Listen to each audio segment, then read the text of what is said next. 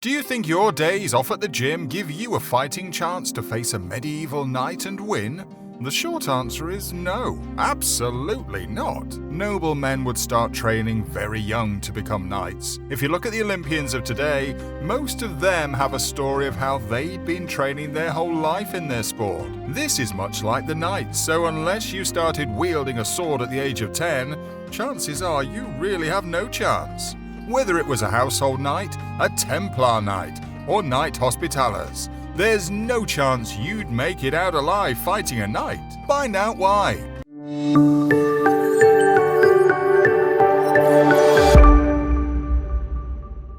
They lived a challenging life. As you sip up your morning coffee on a morning sofa and ponder if you could take on a knight, there are a few things you should know about their lives. Their environments in which they found themselves in were extremely challenging. Sleeping outside in the cold and rain with one eye open in case of enemies was commonplace. Having to defend kings and put their bodies in jeopardy was an honor. Fighting in battles made them extremely tough, physically and mentally. They started young to be trained fighters. While you were playing in the park having all your needs tended to by doting parents, knights were already being trained. Since childhood, they would practice at tournaments. At around 10 years old, young noble males were trained in weaponry. If they proved themselves worthy, they would become squires around the age of 14. As they grew older, they could inflict injuries on anyone who dared to confront them. Knights knew exactly where armor was vulnerable and had no fear of killing in close combat, which is something even the best fighters today don't often do. And further training still. When a squire was fully trained, they could finally become knights to their lord. Noble men trainees would usually be knighted between the ages of 18 and 21. Martial training would continue and become even more intense. After that, a capable knight could start wielding heavier armor and wear heavy helmets with limited vision. A knight could fight you blindfolded and win. He could wield a sword or lance and ride away from the battlefield with their ability to duck and cover while packing a mean swing of the sword. There is literally no training today that could prepare you for the daunting task of fighting a true knight. No chance against the great sword. Technology may have done a lot for most things, but it'd be hard-pressed to go about against a knight and his 1-meter-long blade. Weapons like the great sword would have to be held with both hands, even for the strongest of knights. One blow with one of these swords, which offered the knights a far reach, would cause limbs to sever instantly. Knight training surpasses cross-training. The quintain was a device used for training knights and improving their combat skills and swordsmanship. It consisted of a wooden pole with a rotating arm, with a target on one side and counterweights on the other. They typically were about 5 to 6 feet tall. The goal of this device is for the knight on horseback to strike the shield with their sword, causing it to spin. They then had to avoid the weight coming down them by dodging or counterattacking it. Some quintains had attached weapons to make it more realistic. To successfully get past a quintain, you must strike the target with perfect timing and extreme force to move the arm.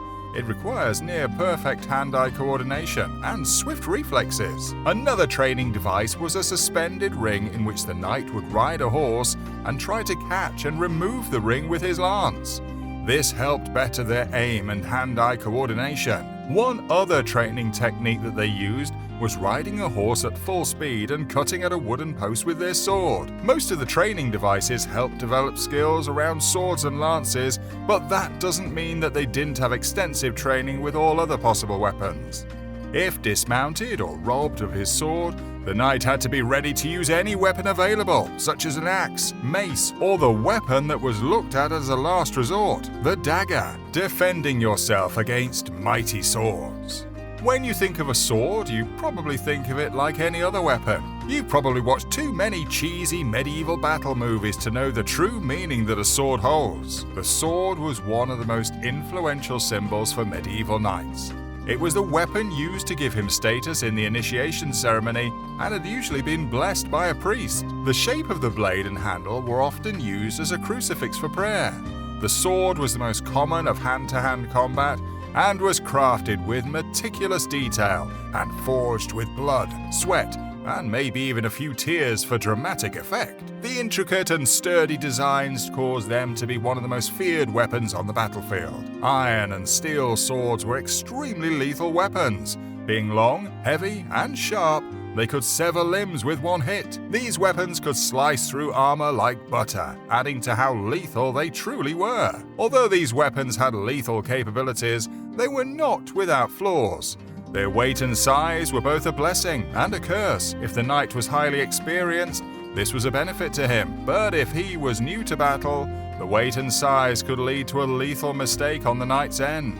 Up to the late 10th century, sword blades were shorter and lighter than those swords from the 11th century and on. Year after year, this sword design stayed relatively the same, apart from a slight shortening of the blade in the 13th century. The medieval longsword used by knights could be categorized into 6 general types, each type with its own variations in length and weight. They all had the same purpose, to both thrust and cut.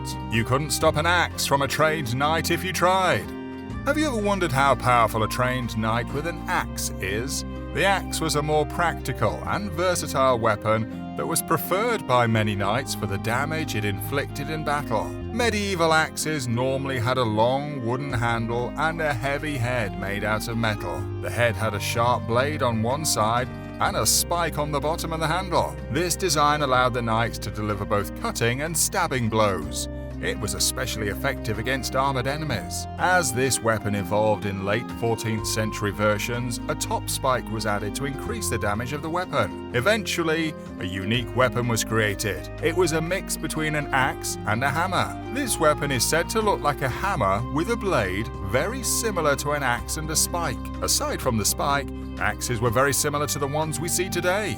Though there were many different kinds of axes, this was the most common design. When facing off with a medieval knight using an axe, it would be impossible to outsmart or overpower them due to lifelong training and the near-perfect aim they have. There's a low chance that even a soldier could defeat a knight bearing an axe, so the next time you're chopping some wood, think about how deadly these tools were in medieval times.